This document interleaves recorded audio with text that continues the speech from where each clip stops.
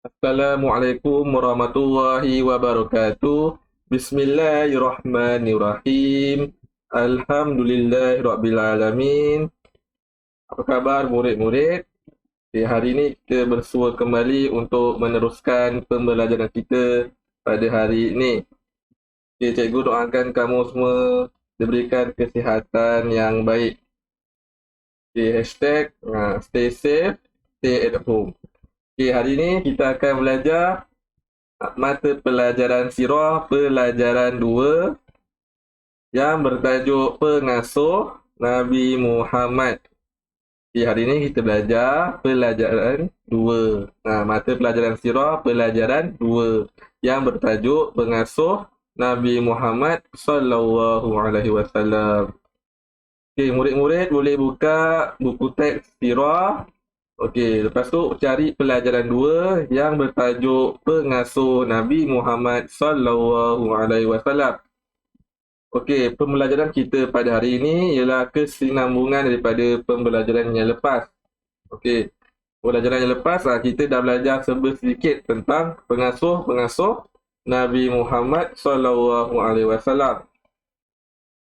Selepas kelahiran Nabi Muhammad sallallahu alaihi wasallam, Nabi Muhammad dijaga oleh ibunya iaitu Aminah binti Wahab. Selepas itu Nabi Muhammad dihantar kepada Suwaibatul Aslamiyah. Dua pengasuh tu kita dah belajar pada pembelajaran yang lalu. Hari ini kita belajar pengasuh yang lain pula. Tengok seterusnya. Dalam asuhan Halimatul Sa'diyah. Ni kita tengok dalam asuhan, iaitu dalam asuhan ataupun jagaan Halimatul Sa'diyah. Yang pertama, kedai tunggangannya yang lemah menjadi kuat dan pantas bergerak sewaktu membawa Nabi Muhammad sallallahu alaihi wasallam. Yang pertama, kedai tunggangan Halimatul Sa'diyah yang lemah. Yang lemah tu, yang tak berapa kuat tu menjadi sangat kuat dan pantas bergerak semasa membawa Nabi Muhammad. Yang kedua, susu badan Sayyidatina Halimatul Sa'diyah yang sedikit menjadi banyak. Susu yang ada pada Sayyidatina, susu yang ada pada Halimatul Sa'diyah ini menjadi yang sedikit menjadi sangat banyak atas keberkatan menjaga Nabi Muhammad.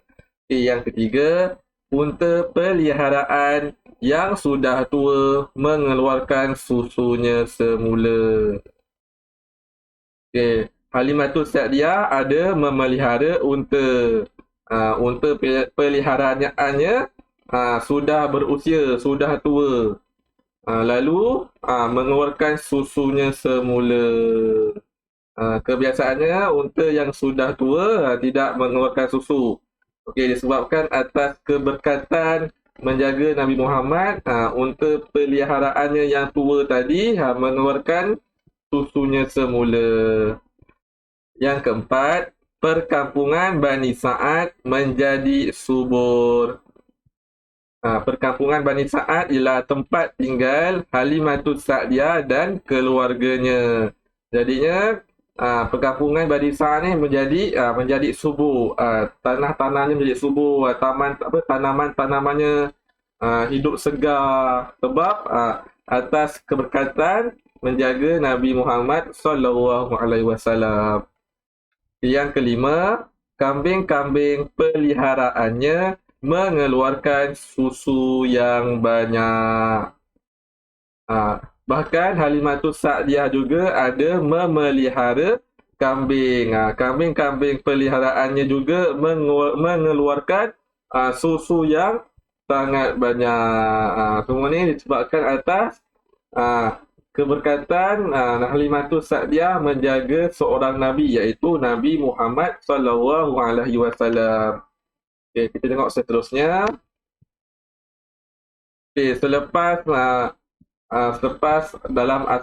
asuhan Halimatul Sa'diyah, Nabi Muhammad diasuh oleh Abdul Muttalib pula. Okey, siapakah Abdul Muttalib ini? Okey, kita tengok Tengok dan baca sama-sama. Abdul Muttalib bin Hashim adalah datuk Nabi Muhammad sallallahu alaihi wasallam. Okey, jadinya Abdul Muttalib ni ialah datuk kepada Nabi Muhammad. Beliau seorang pemimpin Mekah yang hebat.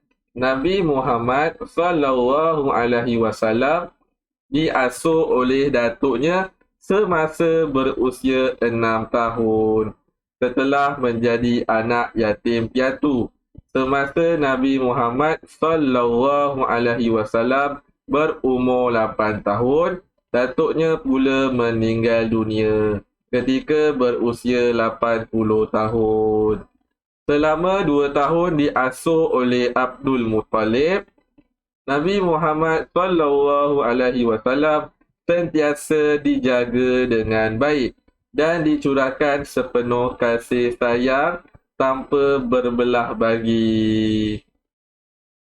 Okay, selepas diasuh, dijaga oleh Halimatus Sa'diyah, okay, Nabi Muhammad dipulangkan semula kepada ibunya, iaitu Aminah binti Wahab.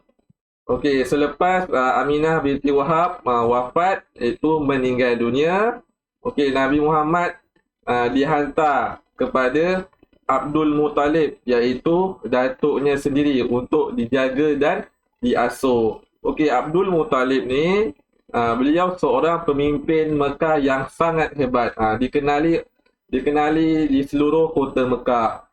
Okey, Nabi Muhammad diasuh oleh datuknya ketika berumur 6 tahun.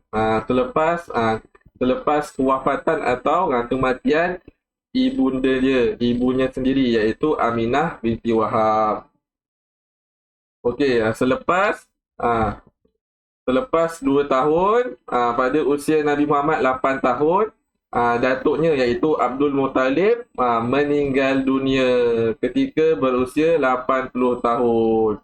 Jadi tempoh masa 2 tahun yang dijaga oleh Abdul Muttalib, iaitu datuknya, Nabi Muhammad dijaga dengan sangat baik, dicurahkan dengan sepenuh kasih sayang oleh datuknya, iaitu Abdul Muttalib. Ingat nama datuk Nabi Muhammad ialah Abdul Muttalib. Okay, seterusnya, selepas Abdul Muttalib iaitu datuk Nabi Muhammad meninggal dunia, Nabi Muhammad diasuh, dijaga oleh Abu Talib. Okey, nampak nama Abu Talib, asuhan Abu Talib. Tadi Abdul Muttalib, datuk Nabi Muhammad. Sekarang Abu Talib. Okey, siapa Abu Talib ni? Jom kita tengok dan baca sama-sama. Selepas Abdul Muttalib meninggal dunia, Abdul Muttalib datuk Nabi Muhammad, ya. Okey, meninggal dunia, Nabi Muhammad sallallahu alaihi wasallam diasuh oleh Abu Talib. Selepas Abdul Muttalib, iaitu datuk Nabi Muhammad meninggal dunia, Nabi Muhammad diasuh, dijaga oleh Abu Talib. Abu Talib ialah bapa saudara Nabi dan seorang ketua Arab Quraisy. Beliau tidak berharta namun mempunyai anak yang ramai. Okay, jadinya Abu Talib ini siapa? Abu Talib ialah bapa saudara Nabi Muhammad. Okay, bapa saudara itu ialah pakcik. Okey, Abu Talib ni ialah bapa saudara pakcik Nabi Muhammad.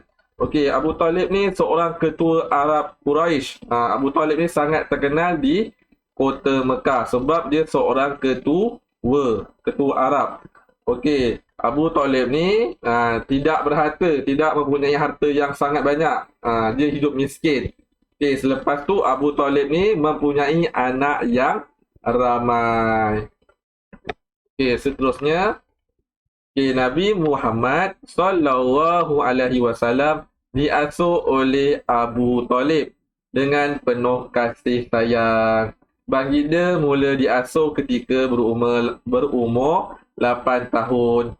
Semasa di dalam jagaan Abu Talib, Nabi Muhammad sallallahu alaihi wasallam melakukan kerja berikut. Pertama, mengembala kambing.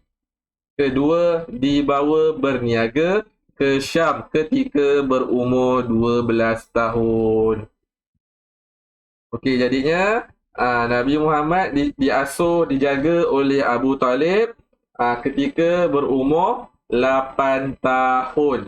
Nabi Muhammad dijaga dengan penuh kasih sayang walaupun Abu Talib ini mempunyai anak yang ramai.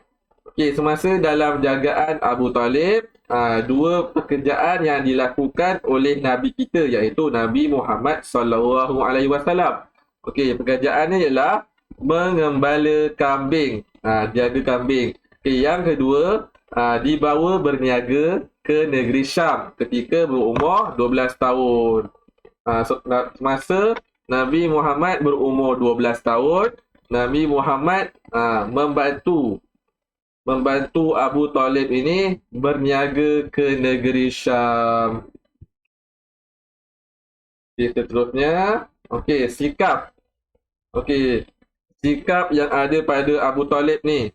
Okey, sikap Abu Talib iaitu bapa saudara Nabi Muhammad. Okey, sikapnya yang pertama, menyokong usaha dakwah baginda. Menyokong usaha dakwah baginda. Okey, Abu Talib sentiasa menyokong, sentiasa memberi sokongan atas usaha dakwah iaitu menyebarkan ajaran Islam yang dibawa oleh Nabi Muhammad. Okey, maknanya Abu Talib sentiasa sokong anak saudaranya itu iaitu Nabi Muhammad sallallahu alaihi wasallam. Yang kedua, sikap kedua, tidak membiarkan baginda diherdik dan dicaci oleh musuh. Abu Talib ni tidak membiarkan Nabi Muhammad diherdik, dicaci, dimaki, dikutuk oleh musuh-musuhnya. Abu Talib ni melindungi Nabi Muhammad.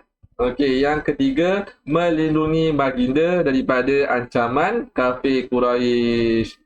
Abu Talib melindungi Nabi Muhammad daripada ancaman-ancaman orang kafir Quraisy. Sebab apa? Sebab Abu Talib sangat sayang ke atas Nabi Muhammad sallallahu alaihi wasallam. Okey, ni sikap Abu Talib. Sikap Abu Talib terhadap Nabi Muhammad sallallahu alaihi wasallam. Sentiasa sokong usaha dakwah Nabi Muhammad, tidak membiarkan Nabi Muhammad diherdik, dikutuk, dicaci oleh orang kafir Quraisy, melindungi Nabi Muhammad daripada ancaman-ancaman seperti ancaman untuk dibunuh oleh orang kafir Quraisy. Itu sikap Abu Talib terhadap Nabi Muhammad sallallahu alaihi wasallam. Okey, seterusnya peristiwa yang berlaku ke atas Nabi Muhammad. Okey, terdapat beberapa peristiwa yang berlaku ke atas Nabi Muhammad. Okey, yang pertama, berjumpa seorang rahib iaitu pendeta bernama Bahira dalam perjalanan untuk berniaga ke Syam. Yang pertama, berjumpa dengan seorang pendeta semasa dalam perjalanan untuk ke negeri Syam. Yang kedua, berkahwin dengan Sayyidatina Khadijah binti Walid ketika berumur 25 tahun. Semasa umur Nabi Muhammad 25 tahun, Nabi Muhammad berkahwin dengan Khadijah binti Walid. Yang ketiga, diberi gelaran Al-Amin ketika remaja. Nabi Muhammad mendapat gelaran Al-Amin kerana disebabkan sifat jujur, berkata benar Nabi Muhammad tu. Orang-orang Mekah menggelar Nabi Muhammad Al-Amin atas sifat terpuji Nabi Muhammad itu sendiri. Yang keempat, diberi penghormatan untuk meletakkan Hajarul Aswad di Kaabah. Nabi Muhammad diberi penghormatan untuk meletakkan Hajarul Aswad di Kaabah selepas Kaabah berlaku kerosakan disebabkan berlakunya banjir besar di Mekah. Jadinya orang-orang Arab di Mekah memberi penghormatan kepada Nabi Muhammad untuk meletakkan Hajarul Aswad di Kaabah. Yang kelima, menerima wahyu di Gua Hira ketika berumur 40 tahun. Nabi Muhammad menerima wahyu pertamanya di Gua Hira ketika itu berumur 40 tahun. Yang keenam, berdakwah apabila mula dilantik menjadi Rasul. Nabi Muhammad berdakwah, menyebarkan ajaran Islam, mengajarkan ajaran Islam apabila Nabi Muhammad dilantik menjadi seorang Rasul. Yang terakhir, yang ketujuh, kematian Abu Talib ketika Nabi Muhammad SAW berumur 53 tahun. Abu Talib meninggal dunia sewaktu Nabi Muhammad berumur 53 tahun. Jadinya Nabi Muhammad sangat sedih sebab kehilangan orang yang baginda sayang, iaitu Abu Talib, bapa saudaranya. Jadinya hari ini kita belajar tentang pengasuh Nabi Muhammad, iaitu Halimatus Sa'diyah yang kita baca tadi. Lepas tu Abdul Muttalib, iaitu datuk Nabi Muhammad. Selepas tu Abu Talib, iaitu bapa saudara Nabi Muhammad. Yang saja untuk hari ini, pembelajaran kita pada hari ini tentang pengasuh Nabi Muhammad. Hari ini kita belajar pengasuh Halimatus Sa'diyah, Abdul Muttalib, datuk Nabi Muhammad, dan Abu Talib, iaitu bapa saudara Nabi Muhammad. Terima kasih. Assalamualaikum warahmatullahi wabarakatuh.